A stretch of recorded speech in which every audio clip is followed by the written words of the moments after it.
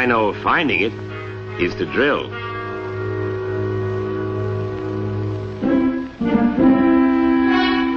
Right now in Scurry County, Texas, a producing company is getting ready to do just that. Drill a well. They're moving their rig into a territory where they know oil has already been found. But that's no guarantee that this particular well will come in. They still have to gamble equipment, supplies, men, and time just on the chance of striking oil. Today, as men drill deeper and deeper to find the porous, oil-filled rock, a single well can cost up to $1 million.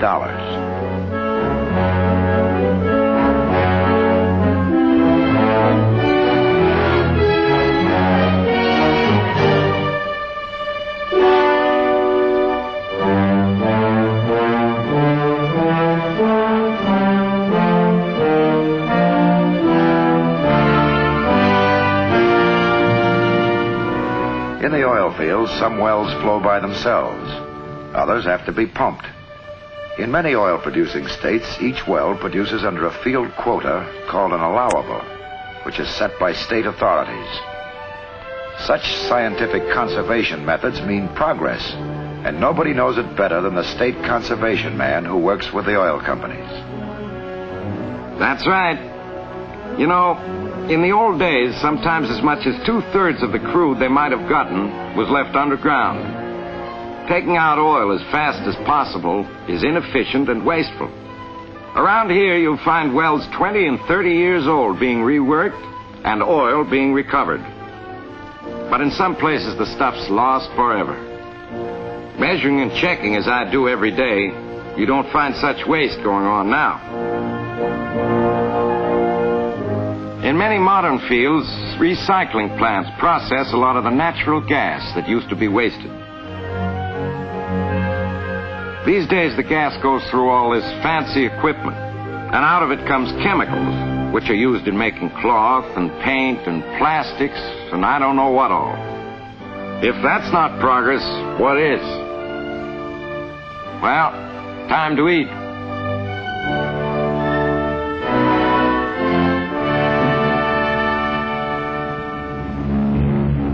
It's mealtime in the air, too. The airline passengers settling lunch trays in their laps can look down on the very farms that feed them.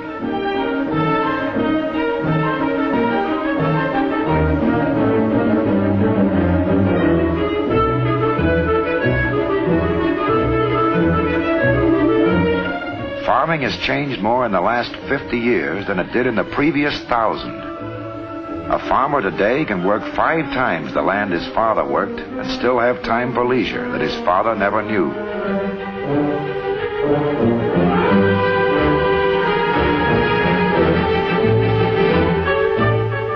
The petroleum that runs these modern hired hands has not confined progress in farming to the fields. Life is easier for the farm wife, too. For one thing, her woodpile is a thing of the past. To do her cooking and heating today, she can have liquefied petroleum gas delivered to the house by a local dealer.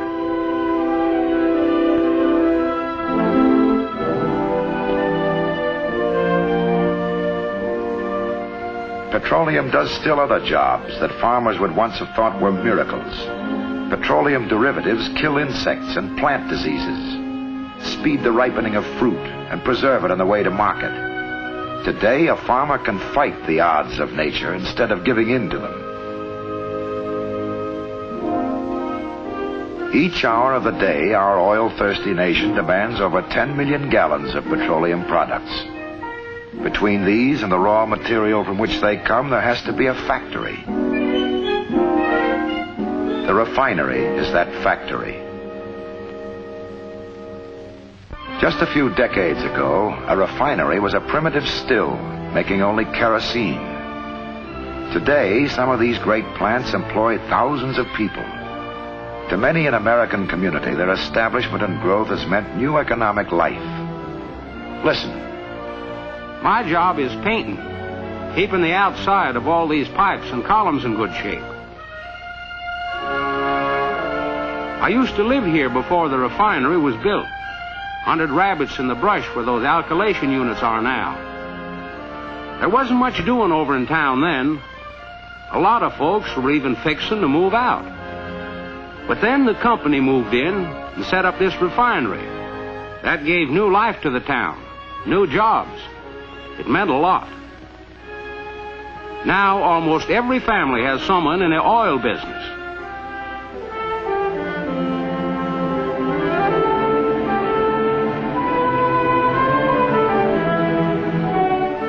You know, every day a lot of oil products move out of here. All the time I'm at work, there's one jobber's truck after another coming in to get filled up.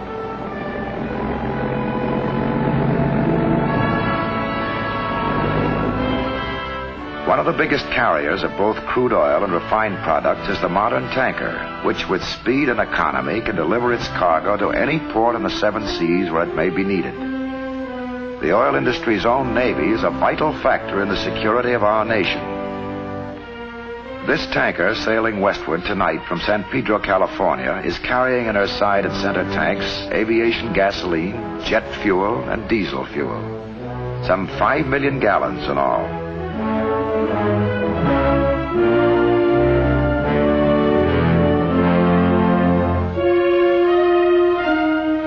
While the tanker is loading in California, a barge filled with home fuel oil has just left a refinery in Louisiana and is heading slowly upriver for the docks of an independent distributor.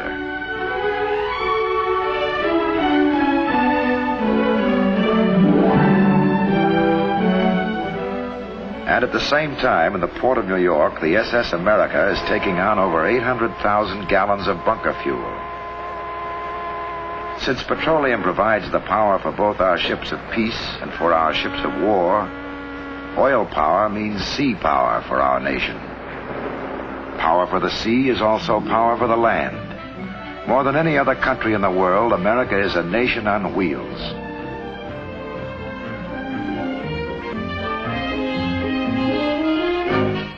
The automobile and the power behind it have been major factors in the growth of our country. We can drive anywhere we want to, at any time, for any reason, including fun. Out of the city into the country, down to the sea if we're inland, to the mountains if we live on the coast. To meet the demands of our over 36 million cars, oil canning plants also work around the clock.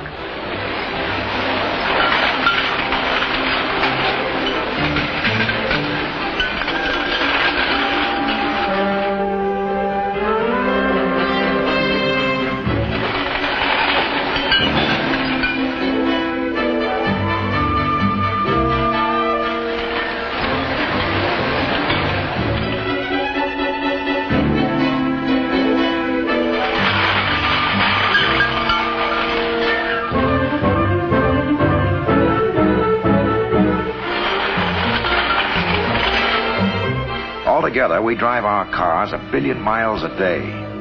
It seems no other people in the world want so much just to get going when they have a little time.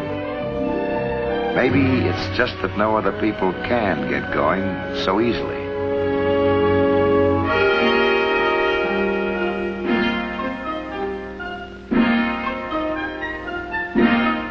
Every hour of the day finds oil men trying to make petroleum do more for us. The oil scientists and research laboratories are pace setters in the race of progress, working with products still unnamed and some that are still unthought of. With each new development of our inventive age, be it peaceful or otherwise, the petroleum industry is faced with a host of new problems. Our thousands of competing oil companies invest over $100 million every year in research. Each company's objective is the same: discover a new product, perfect it, and put it in production before the others do. They start with competition. What they create is progress. With the switch to another brand of gasoline, or with the purchase of a new detergent made from an oil byproduct, a company has lost a customer. Another company has gained a customer. It's as simple as that. What it comes down to is that the oil industry has to please Mrs. Martin and millions just like her. Already today, she's used some 87 petroleum products. including the plastic bacon wrapper and the wax of the milk carton. She'll top 100 before the day is over.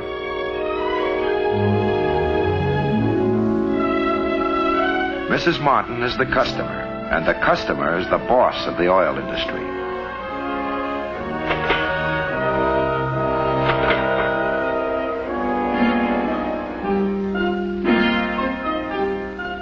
This Tuesday's daylight is almost gone.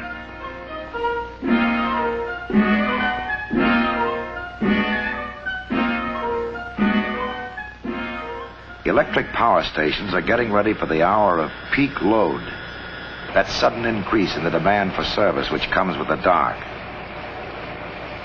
Even though the old oil lamp is a thing of the past, oil still helps light up America.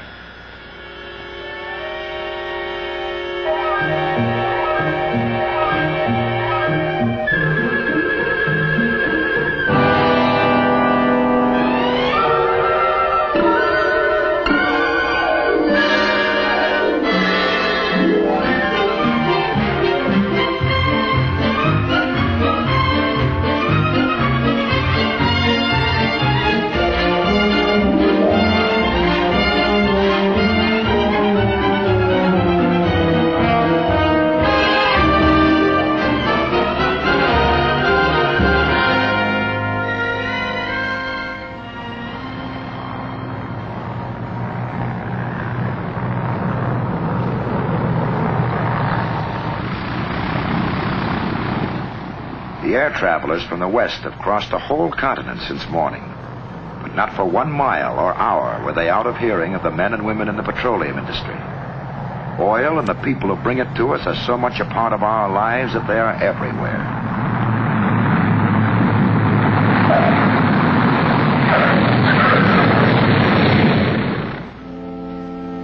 Our Tuesday is ending, and the country goes to bed. But everyone is not asleep. The traffic in front of Ed Felix's isn't very heavy now, but there's still someone on duty to give you service. At the refinery, the night shift has taken over on the stills and fractionating columns.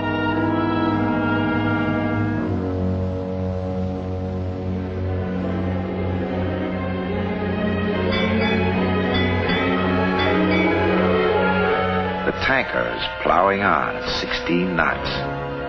On the bridge, the mate is checking the course to a port 7,000 miles away.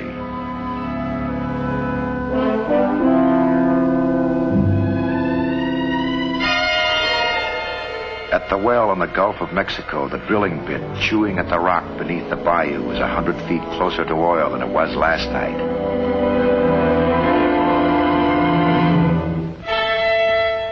At the Indian River pumping station, other grades of crude are in the line now, pushing ahead of them the shipment the refinery needs tomorrow morning.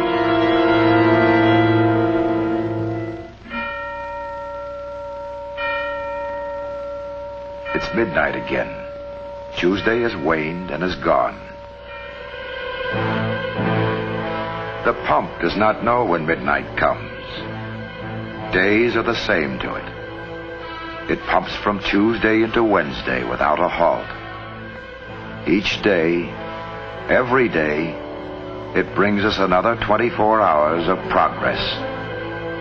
Building our nation, guarding its security, assuring the future of America.